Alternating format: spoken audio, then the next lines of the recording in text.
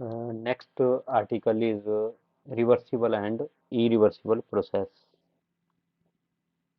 Reversible and irreversible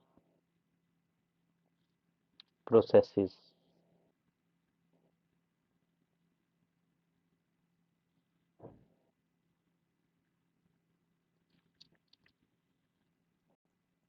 students, reversible processes हमारे पास ऐसे processes होते हैं जिनमें कि हम इनिशियल स्टेट से किसी दूसरी स्टेट पे जाते हैं with change of some variables like pressure, volume and temperature, और फिर हम उस स्टेट से दोबारा से इनिशियल स्टेट पे आते हैं by reversing those controlling variables. तो फॉर एग्जांपल जैसे हम वॉल्यूम को इंक्रीज कर रहे हैं और प्रेशर को डिक्रीज कर रहे हैं, तो हम एक स्टेट पे पहुंच जाते हैं और वहां पे हम क्या करते हैं कि वॉल्यूम को डिक्रीज करते हैं और प्रेशर को इंक्रीज करते हैं। तो हम एक तरह से अपोजिट प्रोसेस करते हैं। पहले हमने वॉल्यूम को इंक्रीज किया, प्रेशर को डिक्रीज किया, लेकिन फिर हम वॉल्यूम को डिक्रीज करते हैं और प्रेशर को इंक्रीज करते हैं। तो फॉर एग्जांपल जैसे हमारे पास एक सिलेंडर है और सिलेंडर को हमने जो है पिस्टन यहाँ पे लगाया हुआ है। तो हम क्या करते हैं पहले कि जैसे ये हमारे पास इनिशियल स्टेट है, हम इस स्टेट से जो यहाँ पे मैं डॉटेड स्टेट बना रहा हूँ, ये हमारे पास जो डॉटेड स्टेट है, तो इनिशियल स्टेट थी हमारे पास जब पिस्टन नीचे था, और जब पिस्टन ऊपर गया तो ये हमारे पास जो सेकेंड स्टेज यहाँ पे होगी। तो जब हम लोअर स्टेट से अपर स्टेट में जाएंगे तो वॉल्यूम हमारे पास जो इंक्रीज होगा, क्योंकि स्पेस अंदर हमारे पास बढ़ जाएगा। अगर पिस्टन ऊपर को मूव करता है तो वॉल्यूम इंक्रीज करेगा लेकिन प्रेशर डिक्रीज होगा। और फिर हम क्या करते हैं कि जब हम दूसरे स्टेट पे पहुंच गए जो कि हमारे पास सेकंड स्टेट है, और ये हमारे पास जो है यहाँ पे ये फर्स्ट स्टेट है, तो सेकंड स्टेट से हम दोबारा से फर्स्ट स्टेट में आते हैं। तो इस स्टेट में हमारे पास प्रेशर तो इंक्रीज होता है लेकिन वॉल्यूम अब हमारे पास जो है डिक्रीज करेगा। तो जो स्टेट वन है, दोबारा से हम उन्हीं प्रेशर और वॉल्यूम पे यहाँ पे पहुंच जाते हैं। तो प्रेशर, वॉल्यूम और टेम्परेचर हमारे पास वही होते हैं जो पहले हम फर्स्ट स्टेट से सेकंड स्टेट में गए थे। तो मतलब इसको वापस आते टाइम अगर हम वन डैश यहाँ पे लिखें कि हमारे पास स्टेट वन डैश है, तो इसका मतलब कि वन और वन डैश हमारे पास जो है सेम होंगे। अगर किसी प्रोसेस में इस तरह से हमारे पास हो रहा है जिसमें कि कुछ कंट्रोलिंग फैक्टर्स को पहले हम चेंज करते हैं फिर हम उनको रिवर्स करते हैं, तो दोबारा से जो सिस्टम है वो उसी स्टेट पे पहुंच जाता है। तो ऐसे प्रोसेसेस को हम जो है रिवर्सिबल प्रोसेस बोलते हैं। तो इसको हम इस तरह से डिफाइन कर सकते हैं, the process which can be retraced to the initial state by reversing the controlling factors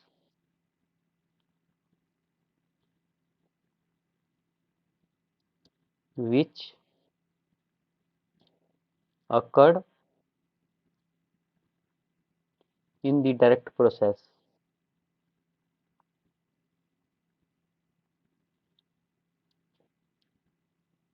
is called reversible process।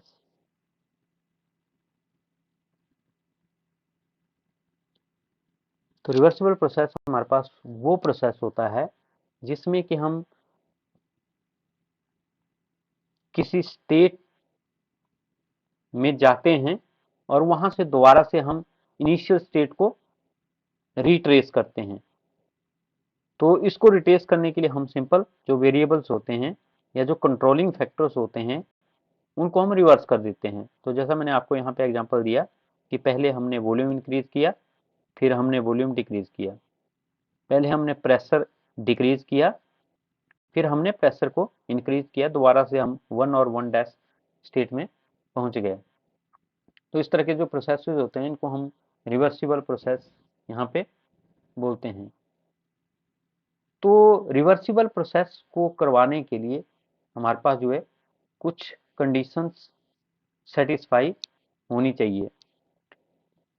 तो वो कंडीशंस हमारे पास कंडीशंस फॉर रिवर्सिबल प्रोसेस, उनको हम बोल सकते हैं टू अकर। तो रिवर्सिबल प्रोसेस को अकर करने के लिए जो है कुछ कंडीशंस का होना हमारे पास जरूरी है। तो जो प्रोसेस हम करवा रहे हैं that should be very slow, और जिसको हम क्वाजी स्टैटिक प्रोसेस भी बोलते हैं। तो पहली कंडीशन हमारे पास क्या है कि process should occur extremely slow, जो कि हम बोलते हैं कि क्वाजी स्टैटिक प्रोसेस की प्रोसेस को बहुत ही धीरे धीरे हम करवाएं, ताकि हमें ऐसा लगे कि जो वेरिएबल्स हैं वो लगभग हमारे पास जो कांस्टेंट हैं। तो हमें एक थर्मोडायनेमिकल इक्विलिब्रियम इस केस में लगे कि कोई वेरिएबल्स में चेंज ना लगे। तो हम ये बोल सकते हैं कि system must remain in thermodynamical equilibrium, that is system must remain in thermodynamical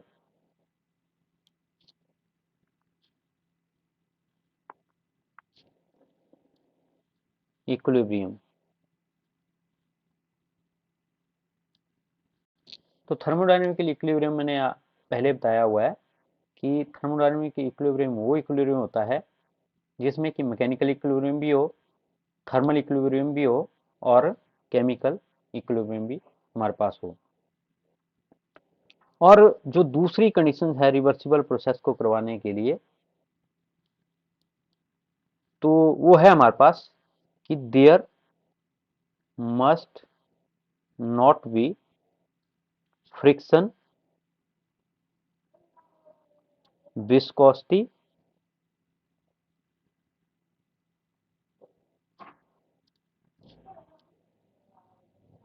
viscosity, inelasticity and electrical resistance। तो जो हमारे पास प्रोसेस है, जब हम प्रोसेस को करवाएंगे, रिवर्सिबल प्रोसेस को करवाएंगे, तो ना तो फ्रिक्शन होना चाहिए, ना तो जो मीडियम हो विस्कस हो आपका, और ना ही मीडियम में इन इलास्टिसिटी हो, और ना ही इलेक्ट्रिकल रेजिस्टेंस हो। क्योंकि ऐसा होने पे वहां पे एनर्जी में या हीट में हमारे पास जो है चेंज होगा या डिक्रीज होगा, तो हम दोबारा से इनिशियल स्टेट में नहीं पहुंच पाएंगे। तो रिवर्सिबल प्रोसेस होता ही वो प्रोसेस है जिसमें हम कि एक स्टेट से किसी दूसरी स्टेट पे जाते हैं और दोबारा से हम इनिशियल स्टेट पे पहुंचते हैं। तो अगर फ्रिक्शन में हमारे पास जो है हीट लूज होती है, तो उस केस में वहाँ पे रिवर्सिबल प्रोसेस को करवाने में प्रॉब्लम आएगी। तो इसलिए हम बोल सकते हैं कि एक तरह से देखा जाए तो प्रैक्टिकली रिवर्सिबल प्रोसेस को एक तरह से इम्प्लीमेंट करना, या रिवर्सिबल प्रोसेस नेचर में प्रैक्टिकली पॉसिबल नहीं है। प्रैक्टिकली पॉसिबल नहीं है क्योंकि 100% विदाउट लॉस, क्योंकि हमारे पास जो है फ्रिक्शन भी होता है, मीडियम विस्कस भी होता है, मीडियम इन इलास्टिक भी होता है, और हमारे पास इलेक्ट्रिकल रेजिस्टेंस भी सर्किट के केस में हमेशा ही होता है। तो इसलिए किसी प्रोसेस को हम बिल्कुल प्रैक्टिकल वे में रिवर्सिबल नहीं बोल सकते हैं, लेकिन कुछ ऐसे प्रोसेसेस हैं जिनको कि हम कुछ एक्सटेंट तक रिवर्सिबल यहाँ पे बोल सकते हैं। तो वो प्रोसेस हम क्या बोल सकते हैं कि processes are reversible up to some extent and examples are, तो प्रोसेसेस कुछ हद तक हमारे जो रिवर्सिबल होते हैं, तो इसके कुछ हमारे पास एग्जांपल हैं।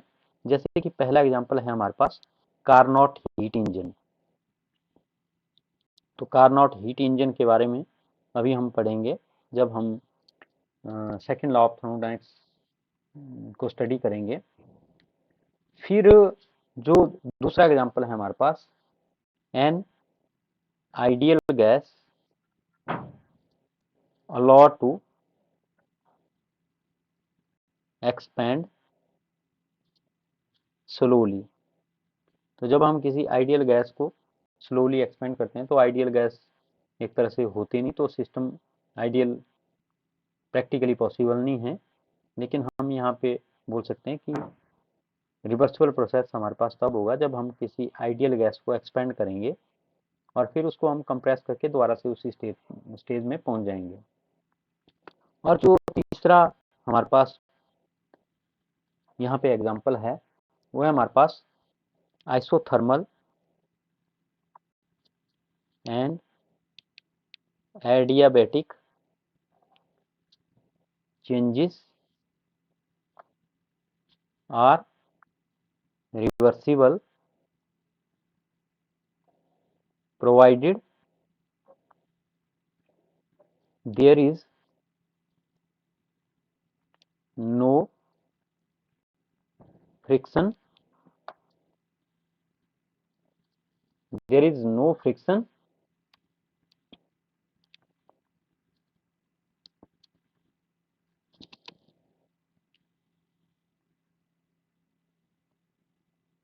and no loss of heat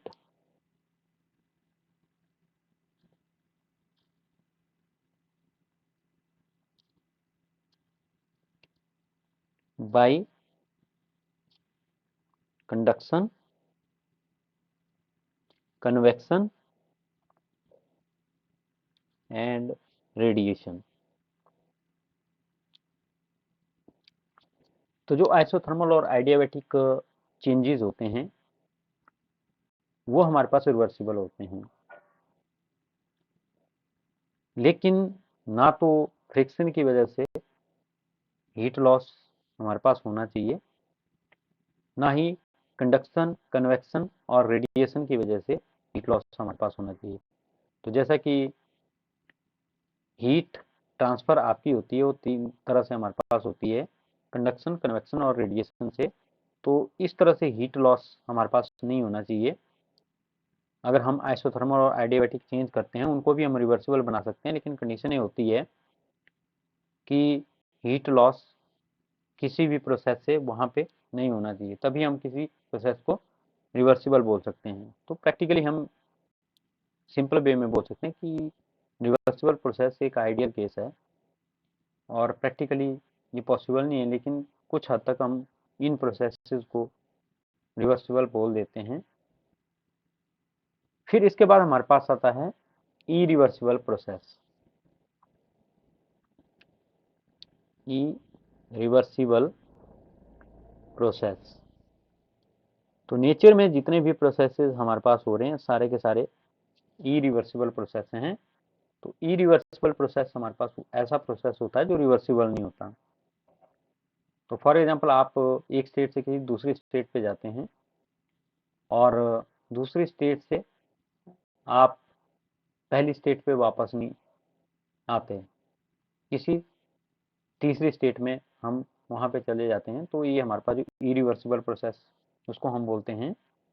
तो इसको हम किस तरह से डिफाइन कर सकते हैं? The process which can not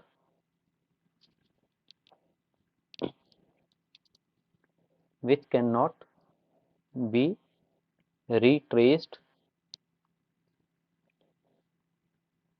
to initial state by reversing the controlling factors which occurred in the direct process is called irreversible process। तो इरिवर्सिबल प्रोसेस में हम दोबारा से जो इनिशियल स्टेट होती है उसको रिट्रेस नहीं कर सकते।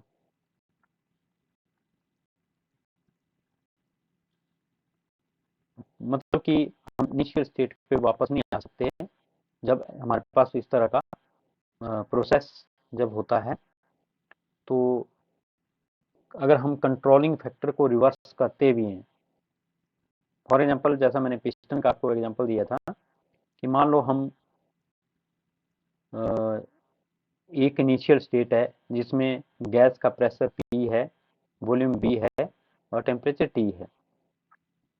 पिस्टन को हम ऊपर की तरफ मूव करते हैं, वॉल्यूम इंक्रीज होता है, प्रेशर डिक्रीज होता है और टेम्परेचर गैस का डिक्रीज होगा।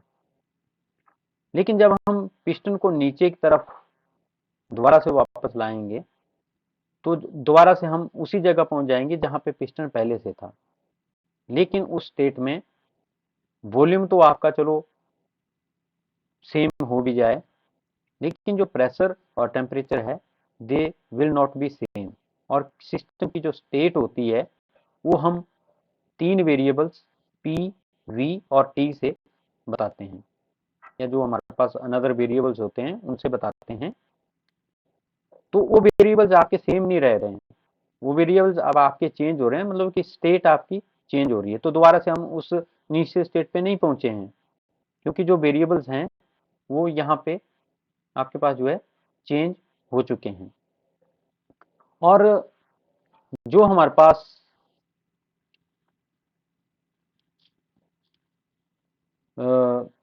इरिवर्सिबल प्रोसेस हैं उनके नेचर में बहुत सारे हमारे पास एग्जांपल्स हैं। तो जैसे कि अगर हम इसका यहाँ पे एग्जांपल्स दें तो पहला एग्जांपल है हमारे पास वर्क डन अगेंस्ट फ्रिक्शन। तो फ्रिक्शन में हीट लॉस आपका होता है, तो टेम्परेचर आपका सेम नहीं रहेगा। अगर आप दोबारा से कंट्रोलिंग फैक्टर्स को चेंज करके उसी स्टेट पे पहुंचते हैं तो वेरिएबल्स विल बी डिफरेंट। तो वो सेम स्टेट नहीं आपकी होगी जिसमें वेरिएबल्स ही आपके चेंज हो जाएंगे। तो सेम स्टेट अगर वो हमारे पास तब होगी अगर वेरिएबल्स वही रहते हैं जो आपके इनिशियल स्टेट पे थे। और दूसरा एग्जांपल है हमारे पास रस्टिंग ऑफ आयरन। तो आयरन को रस्ट लगता है, वो भी हमारे पास एक इरिवर्सिबल प्रोसेस है। तो जैसा कि आपने देखा हुआ है कि अगर आयरन के पीस को अगर हम रखें तो उस पर रस्टिंग जो है चढ़ती जाती है, तो मटेरियल ही आपका एक तरह से चेंज होता जाता है with the passage of time. तो हम दोबारा से उसी स्टेट पे नहीं आ सकते जब आपकी रस्टिंग ना लगी हो। तो एक साइड को तो आपका जैसे जैसे टाइम और मॉइस्चर की प्रेजेंस में जो आयरन है वो आपका रस्ट गेन करेगा। तो अगर आप वहाँ से मॉइस्चर को हटा देते हैं फिर भी वो रस्टिंग जो उसके ऊपर लगी हुई है वो आपकी वहाँ पे एज इट इज रहेगी। ऐसा नहीं होगा कि आप जो रस्ट है वो धीरे धीरे आपकी हटके दोबारा से आप इनिशियल स्टेट पे जो है वहाँ पे पहुँच जाएंगे। तो ये भी हमारे पास एक इरिवर्सिबल प्रोसेस है। और उस तरह से हमारे पास डिफ्यूजन ऑफ गैसेज है।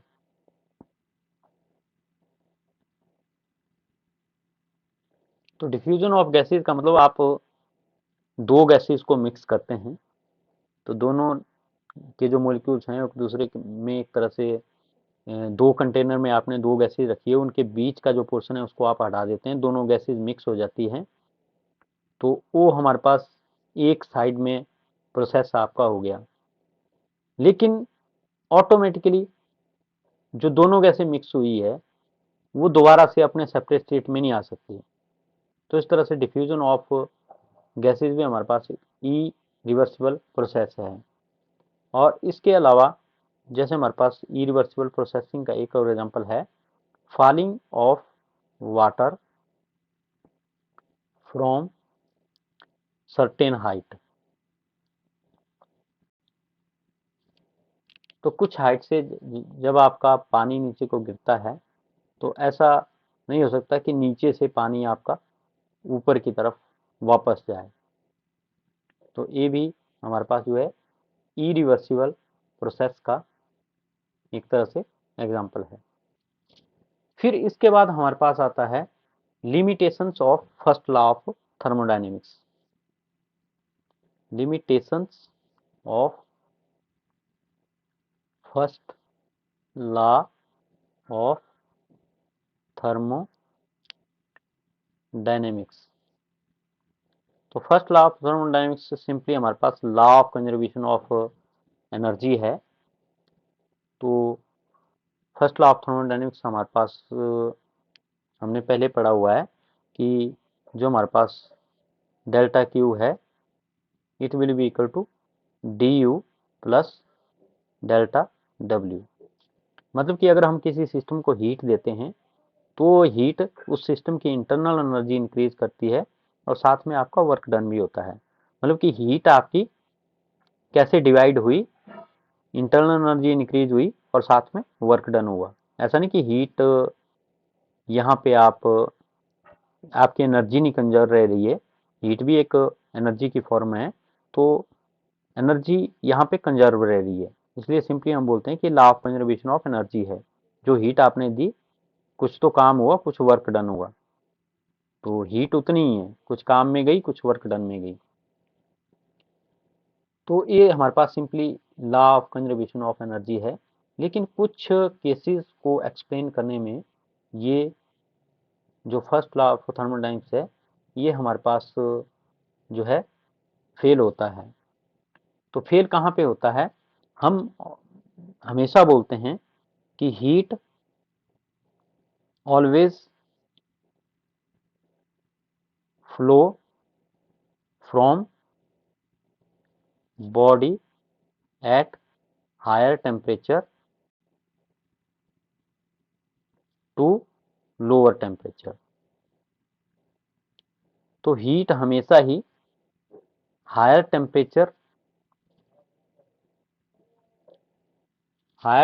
वाली साइड से लोअर टेम्परेचर वाली साइड को फ्लो होती है।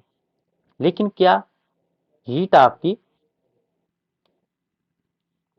Y heat not flow from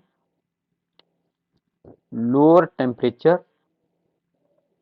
side to higher temperature side?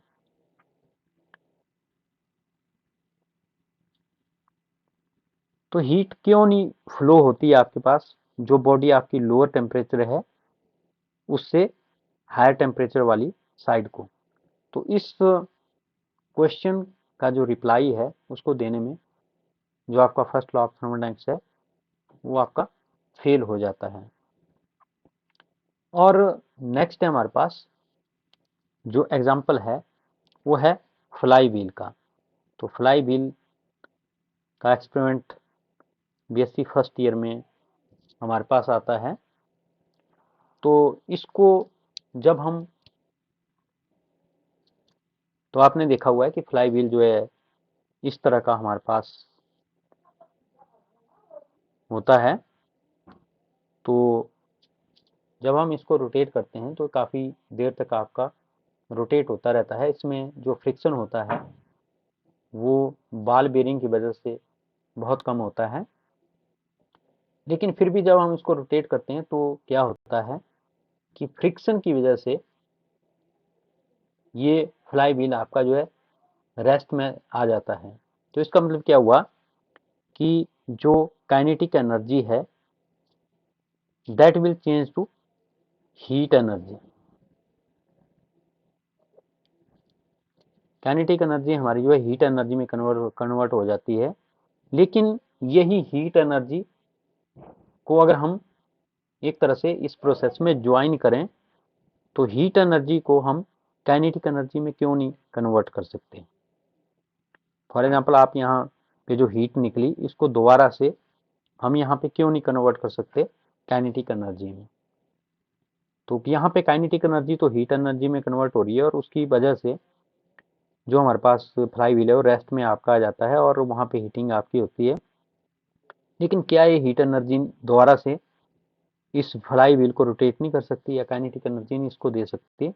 तो इस क्वेश्चन का आंसर देने में भी जो फर्स्ट लॉ ऑफ थर्मोडायनेमिक्स है वो यहाँ पे हमारे पास जो है फेल हो जाता है। और जो हमारे पास तीसरा यहाँ पे लिमिटेशंस है फर्स्ट लॉ ऑफ थर्मोडायनेमिक्स का, वो हमारे पास है कि जब कोई मशीन हमारे पास जो है काम करती है तो उसमें आप उसको हीट देते हैं तो हीट को आप मैकेनिकल वर्क में कन्वर्ट करते हैं। तो क्या जो आपने हीट दी उसको कंप्लीटली आप उस हीट को आप कंप्लीटली वर्क में क्यों नहीं बदल सकते, क्योंकि heat loss is always there. तो क्या हम ऐसी मशीन नहीं बना सकते जिसमें कि total heat will convert into work. तो ऐसी मशीन को perpetual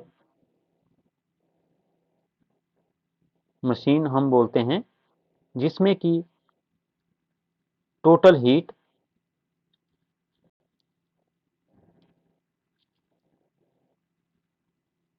convert completely into work.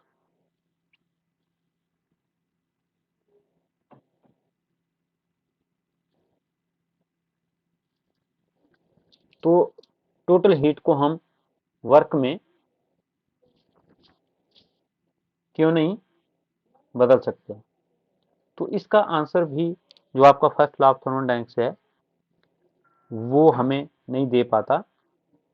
तो इसका जो आंसर है वो हमें सेकेंड लॉ ऑफ थर्मोडायनेमिक्स देता है, जिसको कि अभी हम स्टडी करेंगे। तो बोलता है कि designing of such a device is not forbidden by the law of conservation of energy.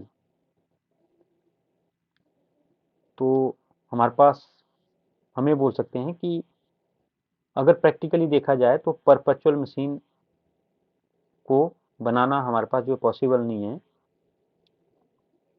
तो इसका आंसर देने में जो आपका फर्स्ट लॉ ऑफ थर्मोडायनेमिक्स है वो फेल हो जाता है। ऐसा नहीं हो पाता कि हम वर्क को कंप्लीटली हीट को कंप्लीटली वर्क में कन्वर्ट करें। तो इस तरह से हम ये बोल सकते हैं कि फर्स्ट लॉ ऑफ थर्मोडायनेमिक्स के कई ऐसे हमारे पास क्वेश्चंस हैं जिनका आंसर देने में ये फेल हो जाता है। तो ये जो कुछ चीज़ें हैं इनका आंसर एक्सप्लेन करता है जो हमारे पास सेकंड लॉ ऑफ थर्मोडायनेमिक्स है।